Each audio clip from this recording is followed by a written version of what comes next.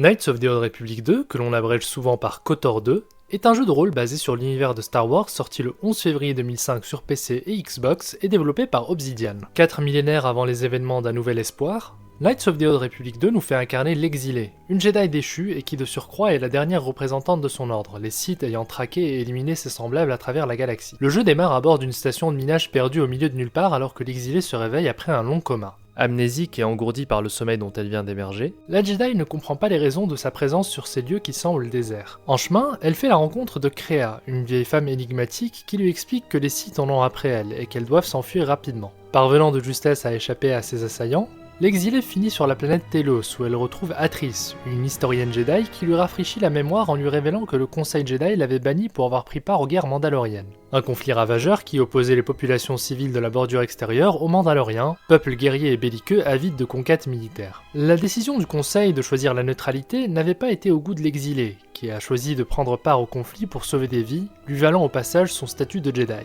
Au gré de ses aventures, l'exilé croise sur sa route d'anciens alliés et ennemis, qui se joignent à elle dans sa quête pour rétablir sa connexion à la Force et retrouver la mémoire. Tout ce beau monde est au fur et à mesure influencé par la Jedi vers le côté clair ou obscur selon les choix du joueur, hormis Kreia, la vieille femme rencontrée au tout début et qui ne semble pas réceptive à un versant ou l'autre de la Force. Les seigneurs Sith finissent par recroiser le chemin de l'exilé, mais cette dernière, qui a complètement retrouvé ses facultés depuis son réveil, réussit à avoir le dessus à chaque combat, notamment en terrassant Dark Nihilus et en tenant tête à l'immortel Dark Sion. L'exilé finit par rassembler ce qui restait du Conseil Jedi sur la planète d'Antuin afin de concevoir un plan pour stopper les Sith. Mais à sa grande surprise, le Conseil prend la décision de ne pas agir face à cette menace, en préconisant de se terrer. Pire, l'exilé apprend les réelles raisons de son bannissement. En réalité, le Conseil Jedi avait été effaré de voir à quel point le conflit mandalorien avait complètement transformé la jeune femme et son lien avec la Force, la rendant extrêmement résiliente face aux morts et aux autres épreuves affrontées durant la guerre. N'ayant pas fait face à cette situation eux-mêmes et étant terrifiés à l'idée d'être soudainement submergés par toutes ces émotions à travers le lien qu'ils partagent via la Force, le Conseil a choisi de bannir l'exilé avant que l'écho des guerres mandaloriennes ne parvienne jusqu'eux. Mais alors que les Jedi s'apprêtent à couper le lien qui unit l'exilé à la Force, Kreia vient s'interposer et interrompt le processus, ce qui fait perdre connaissance à l'exilé. Dans une longue diatribe, la vieille femme met le Conseil face à ses contradictions et les interpelle sur le fait que la jeune Jedi avait par sa souffrance réussi à acquérir une compréhension supérieure de l'univers, au contraire de leurs enseignements, qui les ont rendus ridiculement dépendants de la Force pour survivre. Une affirmation que Kreia ne tarde pas à prouver en sevrant les Jedi de leur lien avec la Force, les tuant sur le coup. À son réveil, l'exilé réalise ce qui s'est passé et se lance immédiatement à la poursuite de Kreia. Son chemin l'amène à nouveau à Telos, où elle réalise avec effroi qu'Atrice, l'ancienne membre du Conseil Jedi, avait en fait sombré du côté obscur depuis des années, pervertie par les holocrons Sith qu'elle étudiait pour en apprendre plus sur ses ennemis. Après l'avoir vaincue, l'exilé apprend que Kreia l'attend sur Malachor V, planète où les pires affrontements eurent lieu durant les guerres mandaloriennes. Une fois sur place, elle fait face à Kreia, qui finit enfin par lui expliquer ses motivations. Contrairement aux Sith et aux Jedi, Kreia n'a d'allégeance pour aucun penchant de la Force. Selon elle, la Force est tribale et a une volonté propre, puisqu'elle manipule les individus et événements pour parvenir à ses fins, même si cela doit se faire au prix de millions de morts. Ainsi, à travers l'exilé, Kreia espère annihiler la Force, puisque la jeune Jedi a tellement souffert des guerres mandaloriennes qu'elle renvoie son tourment à travers toute la Force, provoquant un écho assez fort pour briser le flux de cette dernière. Ne souhaitant pas revenir sur sa décision, Kreia se jette sur l'exilé, qui l'affronte à contre-cœur à l'endroit même où elle a combattu il y a des années pour arrêter les Mandaloriens. Après un long combat, Kreia est finalement vaincue par sa disciple et s'éteint au cœur de Malachor V, tandis que la planète s'effondre sur elle-même. Le jeu se termine sur un plan du vaisseau de l'exilé prenant la direction de nouveaux horizons, tandis que son occupante a fait la paix avec son passé et renouer son lien avec la Force. KOTOR 2 pose cette question essentielle. Nos croyances finissent-elles par nous aveugler ? Dans son périple, l'exilé fait la rencontre d'une panoplie de personnages dont la dévotion et l'idéalisme frôlent le fanatisme.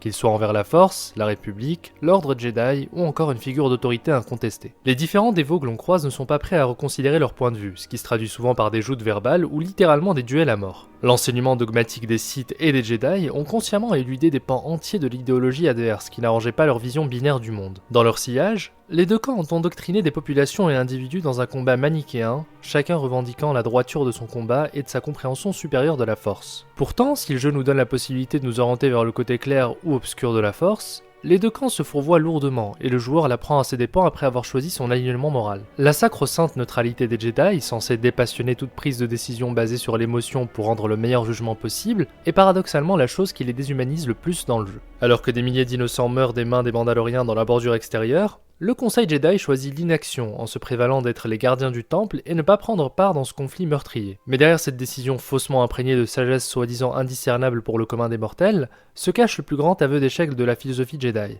Celui de ne jamais avoir remis en question ses certitudes. Si l'on se réfère au code Jedi, la passion et l'émotion doivent être proscrites afin de ne pas céder aux sirènes du côté obscur. C'est pourquoi l'ordre se coupe de tout élément pouvant mener leurs disciples à ressentir des émotions fortes. Ce qui comprend entre autres les liens amoureux et familiaux ou les comportements sanguins. Mais cette vision mécanique de l'individu est également antinomique aux autres enseignements Jedi qui promeuvent la compassion et l'empathie envers leurs prochains.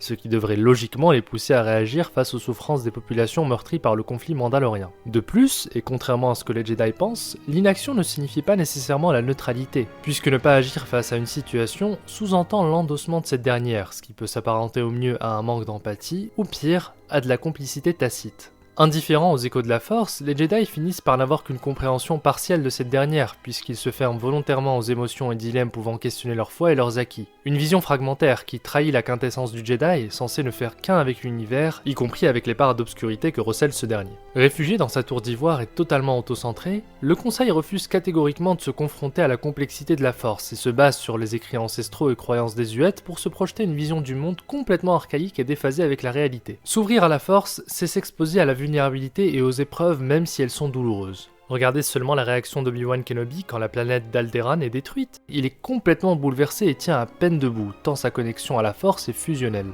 A contrario, les Jedi de Knights of the Old Republic demeurent impassibles face aux dizaines de milliers d'innocents qui sont massacrés par les Mandaloriens. Pourtant, c'est la recherche du savoir et la remise en doute des acquis qui font évoluer l'individu dans sa quête de vérité. Une chose qui n'est possible que si l'on accepte de faire face au monde extérieur et de le contempler dans son intégralité. The world is not in your books and maps. It's out there. Le comble, c'est qu'au fond d'eux-mêmes, les Jedi savent pertinemment que leurs enseignements comportent des failles, mais ils n'ont aucunement l'intention de remettre en question leur système de valeurs. La première fois que l'on joue au jeu, on peut penser que les Jedi ont banni l'exilé à contre-cœur, parce que cette dernière exerçait une influence néfaste sur la Force, et que par conséquent, ça se répercutait négativement à travers eux. C'est du moins ce que j'avais compris du haut de mes 15 ans quand j'ai entendu cette phrase. Si vous étiez restés, vous nous auriez fait changer, nous aussi. Et nous ne l'aurions jamais supporté.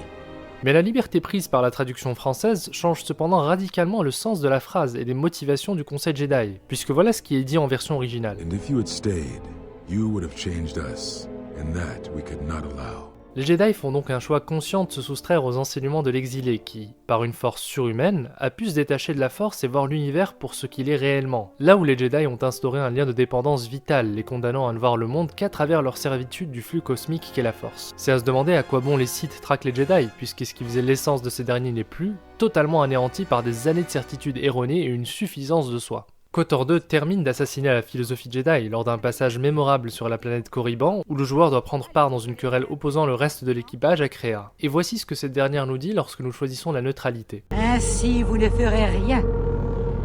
L'apathie, c'est la mort. C'est pire que la mort parce qu'un cadavre putréfié nourrit au moins la vermine. Les Jedi se ferment donc à certains volets de la Force. Mais l'aveuglement peut prendre plusieurs formes. Les Sith, obnubilés par la haine des Jedi et leur quête de domination, font également un usage partiel de la Force, n'en retenant que les enseignements susceptibles d'alimenter leur soif inextinguible de pouvoir. Le code Sith est d'ailleurs une antithèse du credo Jedi, tant il représente l'exact inverse de leurs croyances. Si l'on y prête attention, on remarque que les personnages du côté obscur représentent tous l'aveuglement à différents niveaux. D'abord, Visas Mar, la Miraluka dont la cécité est une allégorie des années d'endoctrinement imposées par son maître, qui a entièrement façonné sa manière de réfléchir. Quand on la croise, elle est incapable de penser par elle-même, et se contente de régurgiter les thèses qu'on lui a inculquées durant des années, fermant son esprit à tout autre régime de pensée. Visas n'a que sa loyauté à offrir, comme une fanatique perdue qui rechercherait désespérément un mentor, elle qui n'a plus de repères depuis la destruction de son monde natal. Sa foi excessive en la Force et en ses maîtres successifs, d'abord Nihilus puis l'exilé, déguise en réalité un autre besoin majeur, celui du sentiment d'appartenance. Sa dévotion n'est donc pas envers les enseignements de la Force, mais à ce que cette dernière peut lui procurer. Puis Atrice, parfait exemple du soldat converti par son propre ennemi. Complètement absorbée par son étude des holocaustes Sith, elle ne se rend pas compte que son obsession la mène à sa perte, la transformant en suppôt de ceux-là même qu'elle avait juré de détruire. Son agressivité permanente à l'encontre de l'exilé qui, contrairement à elle, est en paix, est la manifestation de sa culpabilité, celle de savoir qu'on a perdu sa foi et sa vertu en chemin, mais que l'on a atteint un point de non-retour, comme quelqu'un qui se voit tomber mais qui ne peut rien faire pour stopper sa chute. Atris est non seulement aveugle, mais ses disciples le sont aussi par extension, car les servantes et Kani, de par leur insensibilité à la force, sont dans l'incapacité de déceler la corruption de leur maître. Par le biais d'Atris, le jeu nous alerte sur le fait que le danger viendra toujours de là où on l'attend le moins, puisque même une Jedi aussi respectée qu'elle a fini par succomber au côté obscur. Dark Sion, quant à lui, est l'incarnation de la haine à l'état brut. Les émotions négatives de tous les ennemis qu'il a tués au combat ont construit une carapace mentale et physique à l'épreuve de n'importe quel type d'attaque. Son apparence grotesque sert d'ailleurs ce propos, puisque sa peau est un amalgame de cicatrices sur un épiderme rocailleux, craquelé et desséché. Il ne peut être vaincu, du moins pas par un combat au sabre laser. La seule chose qui finit par avoir raison de Sion, c'est Sion lui-même, puisqu'après un énième affrontement qui l'oppose à l'exilé, il consent enfin à abandonner sa haine et se laisser mourir. Enfin, Dark Nihilus représente le néant. Le Seigneur Sith est devenu une coquille vide, son individualité s'effaçant sur l'autel des dogmes Sith, achevant de tuer la personne qu'il fut autrefois. Dans une interview donnée à Eurogamer en juillet 2018, Chris Avlon, le concepteur et scénariste de KOTOR 2, a avoué être agacé par un artwork du jeu dans lequel on aperçoit la pointe de ce qui peut ressembler à un nez derrière le masque inquiétant de Nihilus. Un visuel qui vient contredire la thèse d'Avlon concernant le personnage, qui est l'absence totale de vie et d'humanité. Ni vivant ni mort, il est condamné à errer dans la galaxie, à bord de son vaisseau fantôme, lui dont l'appétit pentagruélique le pousse à siphonner les individus sensibles à la force. Une souffrance silencieuse et sans fin à laquelle l'exilé finit par mettre un terme. Visas, Atris, Sion et Nihilus représentent chacun une étape précise du côté obscur tel que décrit par Yoda dans la menace fantôme. La peur mène à la colère mène à la haine mène à la souffrance. Jedi et Sith sont condamnés à être asservis par une boucle infinie de souffrances et désillusions, alimentée par des croyances fallacieuses et une idée totalitaire de la Force. Un chemin qui sera brisé par Luke Skywalker, puisque n'ayant pas été sous le joug d'une idéologie dans son enfance et ignorant ses origines, il arrive à remettre en question les enseignements Jedi qu'il trouve désuets, sans pour autant sombrer dans la noirceur proposée par le côté obscur et l'Empire. KOTOR 2 n'est pas un plaidoyer pour la dévotion religieuse ou l'athéisme. La morale du jeu n'est pas qu'il faut abandonner ses croyances, mais qu'il faut les confronter sans cesse à des points de vue différents pour solidifier ses convictions, les enrichir et les faire évoluer. Un célèbre adage dit « le doute rapproche du divin », ce qui peut sembler contradictoire, mais qui en réalité ne l'est foncièrement pas.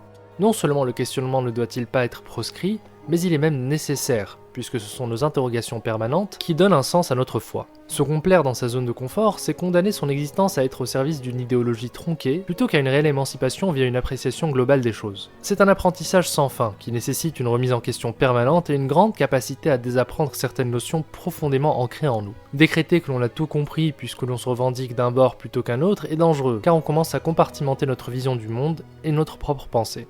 Démocrates ou républicains, sunnites ou chiites, Jedi ou Sith, les clivages évincent la vue d'ensemble et éloignent les individus de leur vérité intérieure au profit d'un agenda ou d'une idéologie. Il n'y a pas de côté clair, il n'y a pas de côté obscur. Il n'y a que la force et ce que l'on décide d'en faire. Ou de ne pas en faire.